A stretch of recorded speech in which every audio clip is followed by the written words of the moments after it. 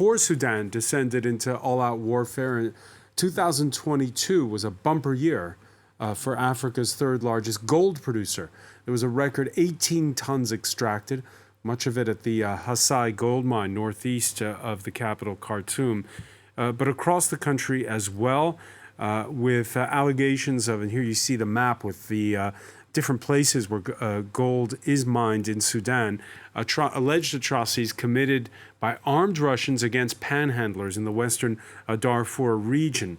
And already at the time, there was this rivalry between the head of the military, General al-Burhan, and Hemeti, and Moscow may have played a role.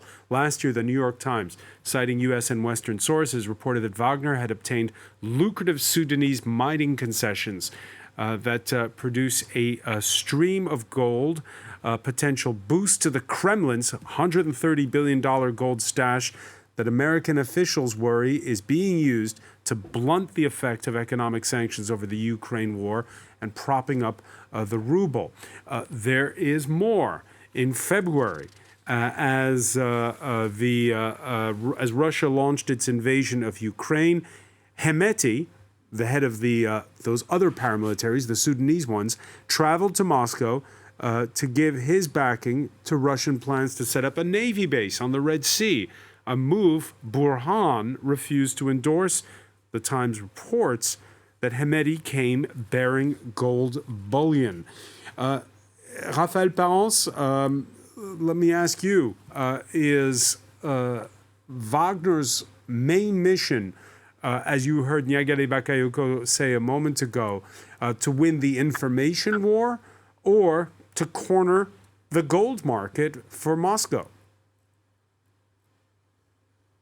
I would actually say it's option three. It's gaining Port Sudan as a key port on the Red Sea for the Russian state. While I think the economic benefits are useful for the Russian state, especially right now, in order to project power into the future, I think the Kremlin prefers that as the key here. And so they've got a lot riding on the fighting that's going on right now.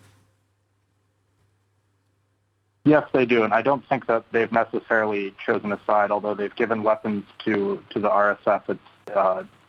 I don't think that they've necessarily decided that that's the wagon that they're going to hitch it to. I think they will probably play both sides until a winner becomes fairly clear. General Trinquand? Yes, just 2 points. The first thing you must keep in mind that mercenaries, the aim is to make business, is to make money. And either you make money with gold or using information, you push the competitor out from the market and you take the market. Will it be a political market also? Of course, it's interesting. Initially, Wagner was recruited... Yeah, but is that gold to line the pockets of the leadership of Wagner or to send it back to Moscow? Usually the business with Moscow is 25% for Putin. So Putin himself, I mean. So part of the money is going into Putin or to the government, and part of the business is going to Wagner. In Africa, Wagner is making money. In Ukraine, they are spending money. And that's why it's very difficult for Mr. Prigozhin to stay a long time like that, because he's spending a lot of money. He's paying a lot of soldiers who are killed, but some of them have been paid. In Central Africa, diamond. In Mali or in Sudan, gold. They are making money. And just a second point on the military point of view. Initially, Wagner was recruiting former special forces who wanted to make money and who were professional soldiers. And in small group, they were very efficient. But they lost these people, and now they are using people who are taking in jail or elsewhere who are not trained, and so they are very bad soldiers. That's why in Bakhmut they are not very good, in fact. They are using the Russian artillery, and the infantry is provided by people who are not really soldiers. They have lost this capacity in old special forces rented by Wagner. And in that report you co-authored, Raphael Parens, you express a special concern about that because some of those people sprung from jail could end up in Africa. Yes, they certainly could, and it is really dependent on the war in Ukraine ending or winding down into a more low-intensity conflict than it is today.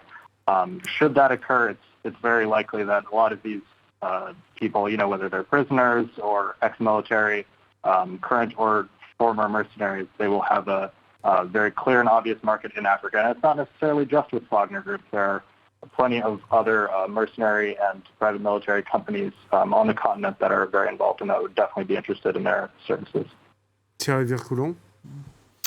Yeah, well, it's Wagner was born in Ukraine during the first conflict, so I think his hand will be also in Ukraine, depending on how the conflict, in which direction the conflict goes there.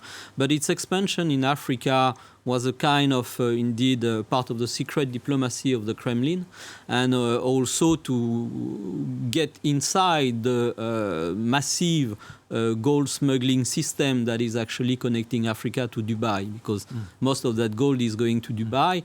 And when you analyze the network of Prigozhin's companies, you find also some imprints in Dubai.